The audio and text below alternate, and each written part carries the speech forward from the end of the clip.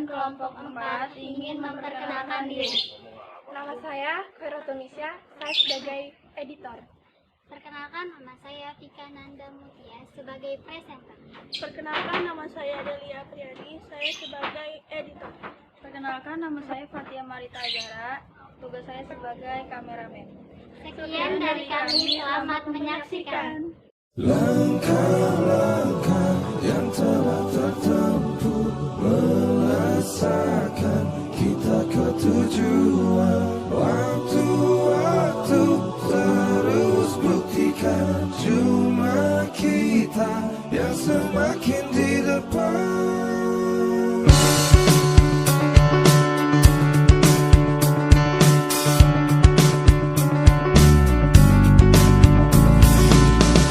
Bila kita terus rapatkan barisan dan tetap terus bergandengan tangan, tentu kita semakin di depan.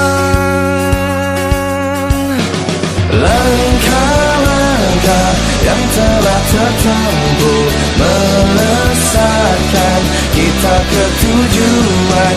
Waktu-waktu terus buktikan cuma kita yang semakin di depan.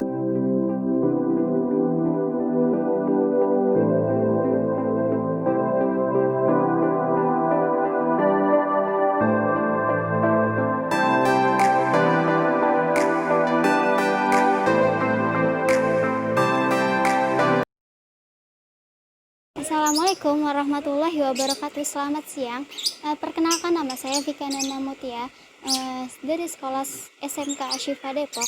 Jadi pada tanggal 20 November ini saya ingin mewawancarai salah satu tukang kerupuk yang berjualan di daerah Depen dan Gas Alam. Ayo mari kita saksikan wawancara ini.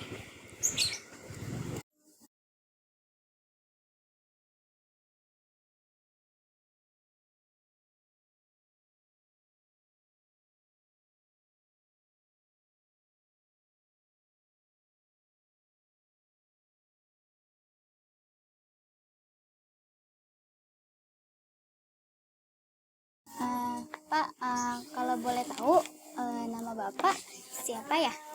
Riswanto. Oh, Bapak Riswanto ya? Iya. Jadi sudah berapa lama Bapak berjualan kerupuk di daerah Depen dan Gas Alam? Berjualan sudah sekitar 5 tahun. Sekitar 5 tahun ya Bapak ya? Bapak berjualan kerupuk ini sendiri atau bersama yang lain?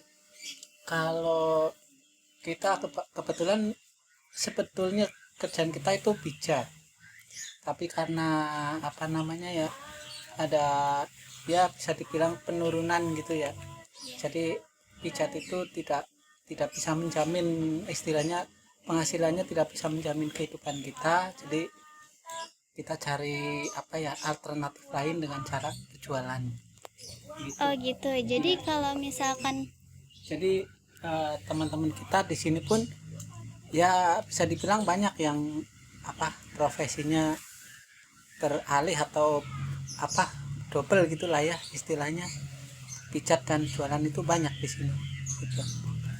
Teman-teman saya banyak yang jualan juga. Oh iya, berarti selain Bapak berjualan kerupuk, Bapak juga berjualan memijat ya? Iya. Untuk penghasilan per hari kerupuknya tuh kira-kira berapa ya Bapak? Kalau penghasilan sih bisa dibilang sangat minim ya, karena sementara ini sangat minim. Dulu baru-barunya memang lumayan, tapi sekarang sangat menurun. Itu paling bisa dibilang ya 50.000 aja udah bisa dibilang lumayan gitulah, 50.000 sehari ya.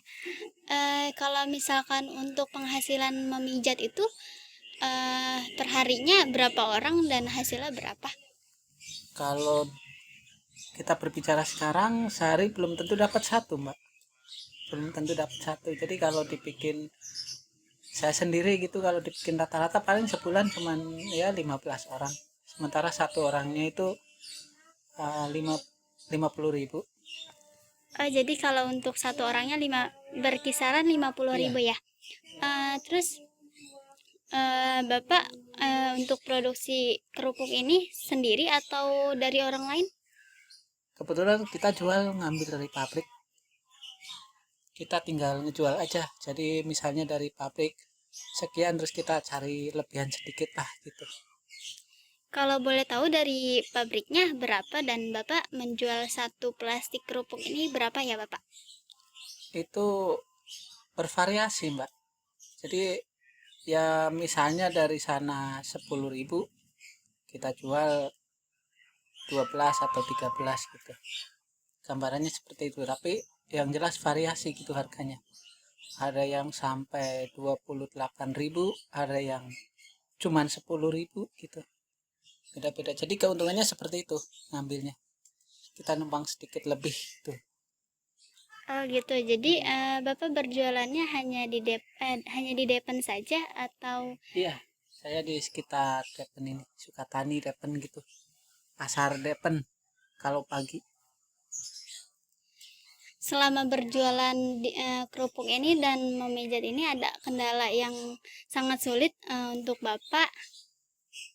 Kalau kendala yang sangat sulit apa ya, kita sudah terbiasa ngejalani, jadi ya dibikin enjoy aja sih Mbak. Kalau kendala pasti ada, cuma kita hadapin dengan relax aja gitu, karena saya rasa semua profesi pasti ada resikonya gitu. Iya betul. Eh itu Bapak sudah menikah ya? Sudah Sudah menikah. Istrinya ada? ada, kebetulan lagi ngaji di belakang. Oh, lagi ngaji ya. Iya. Kalau untuk ada anaknya berapa ya Bapak? Satu ini aja. Jadi ini anak satu-satunya. Iya, Kalau boleh tahu berapa umurnya Bapak? anak umur 9 tahun, Sekolah SD? SD Sukatani 2. Oh, sekarang 2. Kalau misalkan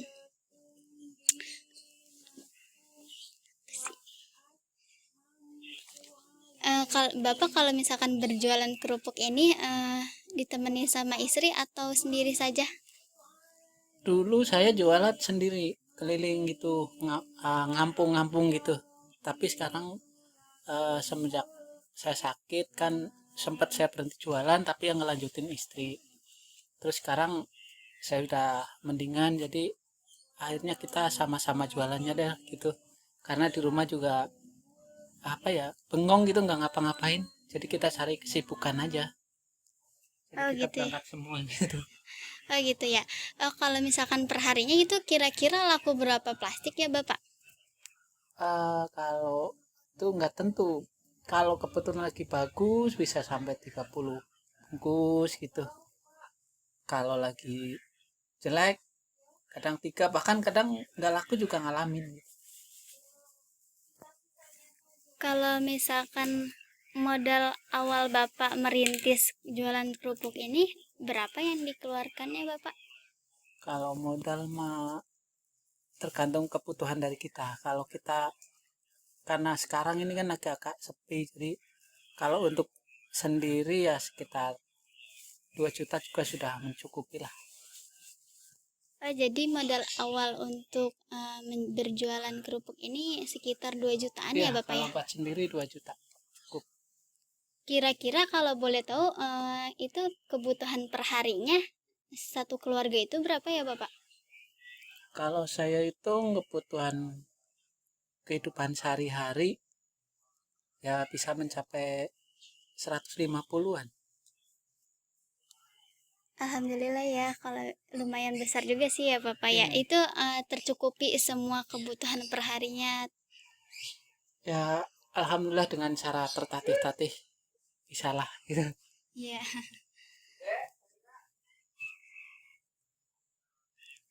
Terus apa anak Bapak kelas berapa ya kalau boleh tahu? Kelas 3 SD. Kelas 3 ya? Iya. Bapak mohon maaf ya kalau misalkan boleh tahu itu sekeluarga ini, mohon maaf ya Bapak ya, Iya. tunanetra ya? Saya iya tunanetra, suami istri tunanetra semua. Suami istri tunanetra ya? Iya.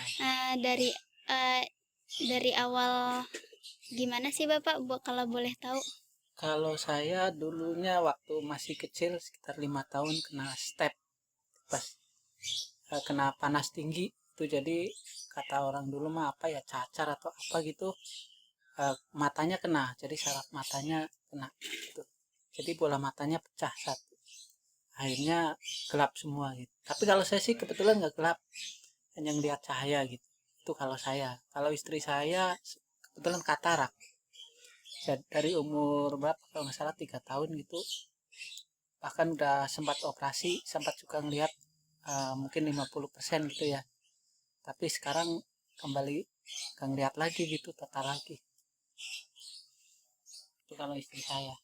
Oh, jadi Pak kalau boleh tahu, mohon maaf juga ya Pak, pas berjualan itu kan dengan kondisi yang Bapak kurang memungkinkan dan istri Bapak yang kurang memungkinkan ya, ada kesulitan untuk berjualan ini Bapak? Ya kalau yang saya bilang tadi, jadi kesulitan itu ada ya, karena kita juga orang ada kelemahan gitu, orang lemah, jadi kesulitan itu pasti ada, cuman kita hadapi aja dengan enjoy, karena mungkin itu sudah kita anggap dunia kita gitu. Seperti misalnya kecebur ke got misalnya, contoh gitu ya, ya kita hadapin aja dengan santai ya, sakit dinikmatin aja gitu. Karena sudah dunia kita ngeluh juga buat apa gitu, lebih baik kita menyemangati diri sendiri aja. Itu aja prinsipnya sih.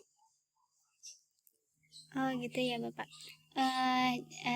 Kalau boleh tahu nih, banyak yang mencibir kita ya Bapak ya? Iya, kalau itu pasti, bahkan saya pun mengalami waktu belum jualan kerupuk itu, saya mijat, kebetulan saya cari kontrakan, saya nanya aja mau nyari kontrakan kosong, dikiranya pengemis gitu. Itu udah pasti itu, karena kita ya mungkin bisa dibilang maklum lah, kita mang orang lemah itu, mungkin pantasnya gitu dianggap dunia luas itu, saat masyarakat umum pantasnya orang kayak gitu mah minta itu, mungkin anggapannya seperti itu. Jadi ya udahlah, anggap aja itu makanan sehari-hari gitu aja, itu udah terbiasa gitu.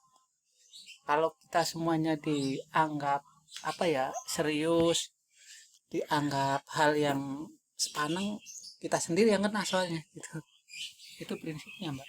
Iya, jadi walaupun ada yang mencibir kita, kita Iya, harus tetap bersyukur iya, karena itu bahkan adalah saya, ujian kita ya Bapak ya. ya bahkan saya juga pernah jualan, sempat waktu di Aori dulu ada yang langsung ngomong belak-belakan gitu, orang buta aja jualan ngapain ngeribet-ngeribetin jalan, pernah ada yang bilang gitu juga. Tapi saya anggap biarin aja, orang kan nggak tahu mbak, yang rasain kita sendiri. Saya cuma jawab, saya jualan kan pakai tenaga saya sendiri, atas kemauan saya sendiri, saya nggak ngerepotin bapak. Nah, sementara kalau saya ngejualan emang bapak mau mencukupi kebutuhan saya gitu doang cukup. Saya punya kebutuhan yang harus di cukupin, intinya gitu. Iya, jadi ada keluarga yang harus kita nafkahkan ya Bapak ya. Iya, iya betul. Jadi kita memang harus, prinsipnya kita punya tanggung jawab, kita harus berjuang gitu aja. Iya Bapak, jadi kalau misalkan kita disuruh jadi mengemis, lebih baik kita berjualan ya Bapak, berarti ada usahanya kita. Mendalik, kalau itu insya Allah nggak akan pernah terjadi kalau untuk mengemis. Iya Bapak. Lebih baik kita berjuang dengan cara yang, ya kalau dibilang terhormat lah, dengan cara jual jasa itu kan jauh lebih terhormat dibanding mengemis. Iya. Bahkan mungkin bisa dibilang pekerjaan yang mulia menolong orang. Iya. Kalau kita ikhlas itu aja, walaupun ada sebagian, bahkan mungkin sebagian besar mencibir kondisi kita yang tidak memungkinkan gitu. Tapi kita yang penting punya prinsip bahwa kita bukanlah seperti yang mereka nilai gitu. Iya. Itu aja. Jadi kita harus benar-benar tegar untuk menjalani kehidupan kita Ya, ini ya Bapak ya. itu emang apa istilahnya, modal utama itu. Modal utamanya. Kalau kita terlalu lemah, kita terlalu terbawa arus, nggak akan bisa berdiri. Jadi intinya kita harus tegar, harus kuat. Itu aja, Mbak. Kalau boleh tahu Bapak umurnya berapa ya? Saya sekitar 39-an. Kalau istrinya umur berapa? Ke 5. 35 berarti Iya. beda 4 tahun ya? Iya. Ya udah, Bapak itu aja yang saya ingin wawancarai. Oh, Mohon maaf selebihnya kalau ada kata-kata yang kurang enak, mohon dimaafkan Nggak ya apa-apa. Bapak, soalnya kita masih dalam metode pembelajaran untuk wawancara juga, Iya, karena iya. kita lagi ada tugas di tempat Iya. PKL ya. Iya, nggak apa-apa, Mbak. Nah, sama-sama saya juga terima kasih. Mudah-mudahan dengan pengetahuan wawancara yang telah diambil, Mbak juga bisa membantu kami dalam mensosialisasikan tentang ketunanetraan itu. Karena kita juga punya hari besar, yaitu HDI atau Hari Disabilitas Internasional, yang intinya mensosialisasikan ketunanetraan kita atau disabilitas kita, apapun itu bentuknya, agar masyarakat itu bisa menerima kaum disabilitas itu dan tidak menganggap rendah, itu maksudnya. Jadi siapa tahu Mbak bisa membantu kami, bisa menyadarkan mereka lah yang mungkin masih menilai kita terlalu rendah itu. Jadi kita emang harus benar-benar gak boleh menganggap rendah, karena di balik mereka yang tunanetra ini banyak kelebihan yang besar ya Bapak ya. Ya, Yang ada kelebihan semangat. Kelebihan itu semangat aja. Ya. Kelebihannya semangat. Jadi kalau kita nggak semangat, kita akan jauh lebih terpuruk. Iya betul lah. Tapi kalau kita semangat, insya Allah kita bisa mengikuti apa yang masyarakat ingin lakukan itu. Contoh kayak dunia teknologi juga kita nggak tertinggal. Nah, kita bisa pakai HP Android, bisa WA, bisa Telegram dan lain sebagainya. Gitu Mbak, yang penting kita semangat, pasti kita bisa. Ya udah, terima kasih ya Bapak. Ya, sama-sama. Wassalamualaikum warahmatullahi wabarakatuh. Waalaikumsalam warahmatullahi.